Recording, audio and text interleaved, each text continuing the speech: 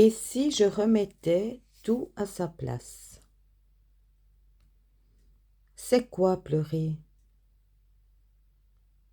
Pleurer, c'est sortir une émotion de tristesse ou de joie. C'est le grand nettoyage. Mon cœur a battu la chamade. Il battait de plus en plus fort. Je parle d'un temps passé. Aujourd'hui, je ressens une joie, mais je n'ai plus de force.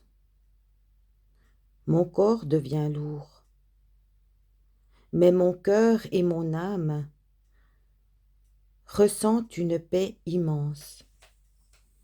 Je me sens bien seule avec moi. J'essaie de me concentrer sur des situations passées, mais tout ce qui me vient est de penser à rien.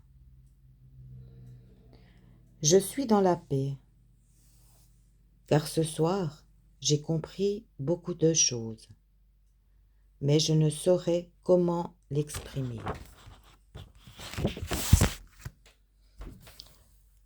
Alors ma dernière pensée est: endors-toi, on fera le tri demain, si Dieu le veut. Demain sera un autre jour.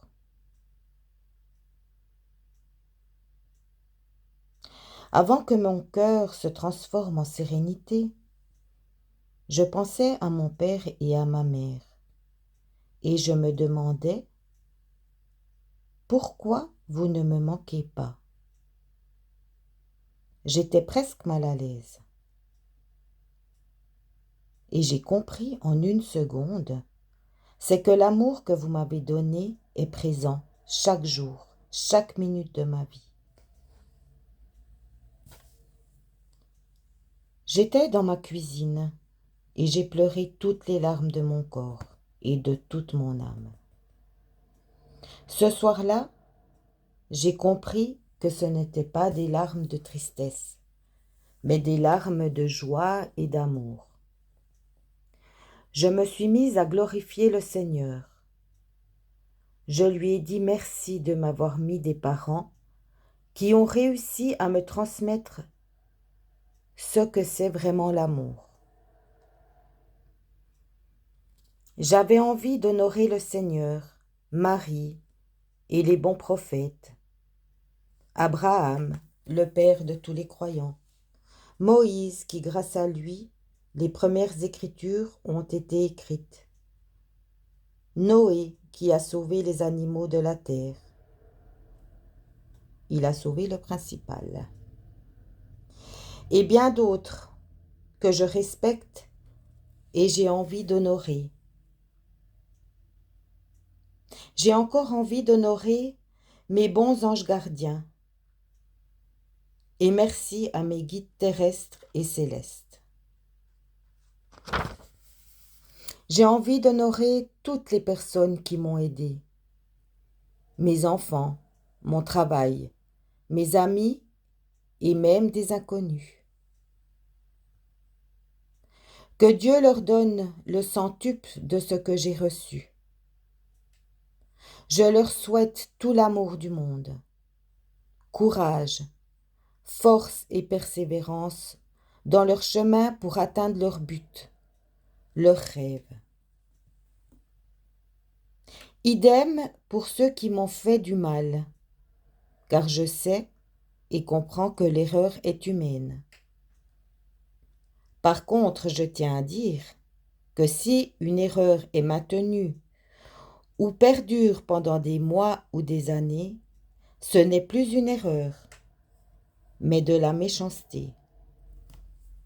Ils savent très bien ce qu'ils font. La méchanceté est très maligne.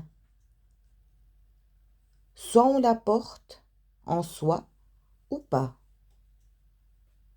Mon papa disait toujours: quand un arbre naît tordu, il restera tordu à vie. Si j'honore mon père et ma mère, ce n'est pas pour faire du zèle ou pour me montrer. c'est pouvoir faire exister leur amour donné pour moi. La mort n'existe pas et l'amour doit se transmettre. Et j'espère transmettre quelque chose pour mes enfants qui leur permettront de sourire en pensant à moi. Une maman qui est très, très tolérante avec le monde extérieur et qu'elle aurait aimé que le monde extérieur le soit aussi. Ce qui n'a pas été le cas. Mais tout ça m'a permis, pour une fois, de penser à moi, de m'occuper de moi, de m'aimer, de m'exprimer en toute liberté. J'aimerais aussi m'exprimer comment j'ai réussi à pardonner la trahison et comment à l'avenir je ferai face pour ne plus ressentir ce mal-être. Je suis sûre qu'aujourd'hui, cette blessure est guérie. J'ai compris que la trahison n'a pas été faite à mon encontre. J'ai compris que ces personnes se sont trahis eux-mêmes. Peut-être qu'aujourd'hui, ils ne se rendent pas compte. Mais il n'y a pas pire qu'une conscience emprisonnée par le cul et l'argent.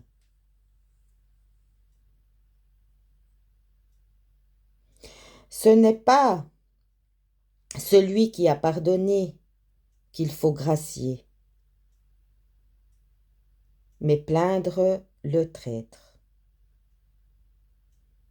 Je n'aimerais pas être à leur place.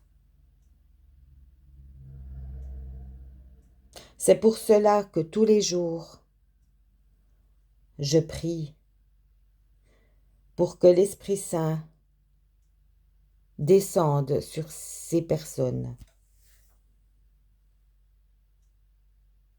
Mais si ces personnes ne demandent pas l'aide céleste, c'est qu'au fond d'eux, ils n'ont pas envie de changer.